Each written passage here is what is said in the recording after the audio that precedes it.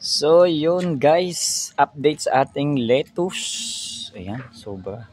Naglalaki na talaga sila. So, bakit may mga medyo maliit and then ano? So, ang reason diyan is hindi ko kasi siya tinanim ng sabay-sabay. So, 'di ba na harvest yung mga pak choy, mga bok choy. So, pag may nabibili, yung mga nabe-vacant na plastic cups, doon ko pa lang siya tinataniman. Kaya mayroong sobrang laki like this one, malalaki. And then mayroong siya medyo maliit. So ang problema kasi ngayon hamon sa kanya is pabago-bago yung panahon. Sobrang init and then biglang uulan, sobrang init. Kaya minsan may mga tip burn. Siya may mga tip burn na yun. No? Tip burn yan eh. Ayun, no? Yun.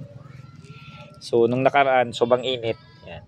So nagkakaroon siya ng tip burn. So normal yan pagka sobrang init. Yung iba nilalagyan to ng net shade eh. Wala naman ako net shade. So wala.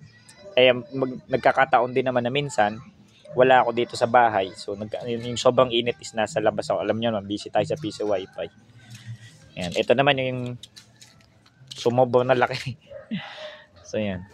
So ito na pag ganito kalaki, kahit pa paano may tolerance na siya sa init. So sobrang ganda niya. Ang ganda. Ang laki. So naglalaki na talaga siya. Lettuce. So pwede na tong sa September 20. Ayun. Yan, naglalaki na niya. So ganun din to. So bakit may maliit and then may malaki? So hindi siya sabay-sabay. No, ang nagtanim nito si Parang Nonoy. Nauna may tinanim siya na a few tawag dito cups, no? And then continuous ako nagtatanim pa ilan-ilan kung may nababaka-vacant lang.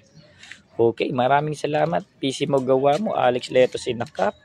Sana ito ay makasurvive until September 15 to 20 harvest nito. Okay? Salamat.